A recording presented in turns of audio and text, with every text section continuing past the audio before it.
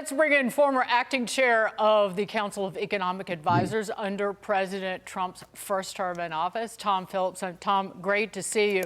What do you make of today, and where does President Trump, who's the man in charge, to that congressman, where do we go from here in the next 90 days? How does it play out? Yeah, I mean, this is playing out exactly. I've been saying this for 2 months now, that when this reciprocity and tariffs come in, that they'll come up initially, but then there's a huge incentive for other countries to come down. And the market is starting to realize that. It seems like it was up 10% today. Now, the important point here is that this is going very quickly because the incentives are such for it to go quickly. If you're a country that get left behind and other countries come in before you and get their tariffs reduced, you're now at an even more disadvantage because you're fighting lower price competition coming into the US. So this is going extremely quick with 75 countries in there now trying to jockey for position to get, basically lowering their trade barriers.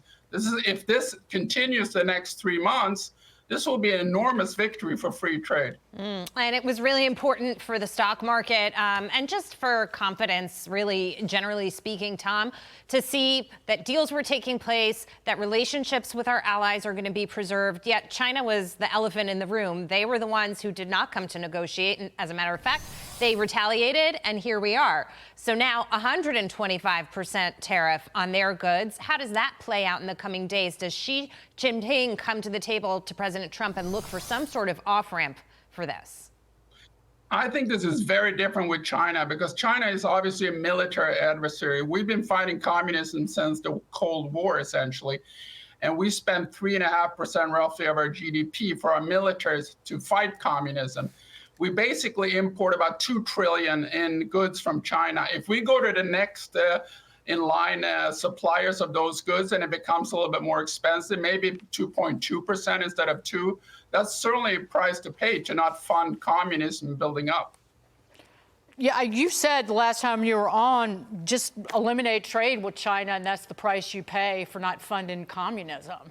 That's pretty easy. Well, the price you pay is really how much does the next country raise prices if you don't deal with China. And like I said, the next in line probably increases at maybe 0.2% of our GDP, maybe 0.1, I don't know. But that's the question. They're there for a reason because it's cheap. And the question is how much more expensive is to go to the next in line. What was really important, I wanted to ask you about it really quickly, is the longer-term Treasury markets overnight, they had been selling off along with stocks and junk bonds, you name it, in the last 3 days. But overnight, they got locked up. They were near, yields shot up. They were close to a meltdown, to use an extreme word, 10-year and the 30-year. And President Trump said, I was watching it.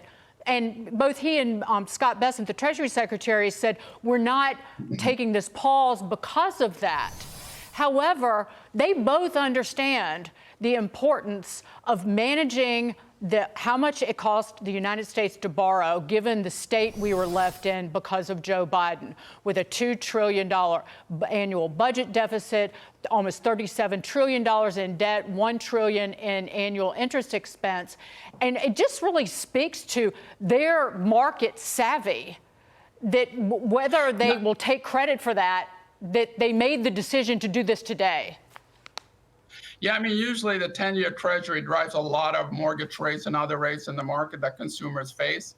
And if you have a scary situation in stock markets, there's usually a flight to safety, which means Treasury yields go down and prices go up, essentially. That did not happen. And that's, it's a pretty big red flag. And I'm sure it resonated within the White House. But I think this would have, regardless, been the outcome that they can negotiate down these prices. I think they wanted to calm down the markets a little bit by saying, here's what we're going to do the next 3 months. And that's exactly that. Yeah. Meantime, global pharma not exempt from the tariff blitz. President Trump teasing some action on pharmaceutical imports today. Listen. We realized during COVID that we don't make our drugs and our pharmaceuticals in this country. So I realized that. And it was a big realization. We had to go to China to get drugs. We had to go to other places I won't even mention the names, but we had to go to other places. We don't make it. And that's because we let them leave. And now if they want to come back, we're going to put tariffs on the pharmaceutical companies, and they're going to all want to come back. And this isn't just like a tariff play, Thomas. It's more than that. It's national security. It goes under that umbrella. We've got to make the drugs here. Yeah, I was in the room during, the early March, April, May, et cetera, of COVID.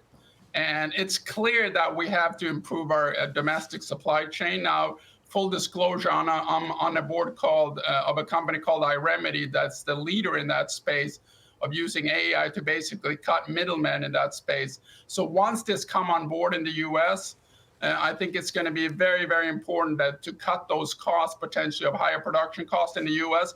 But again, this is a price to pay for getting secured supply during a crisis such as COVID or any kind of biological attack. But I think with these new supply technologies in AI, this will be a reduced price to pay essentially, because it's going to become a lot more efficient than having all these middlemen in the process.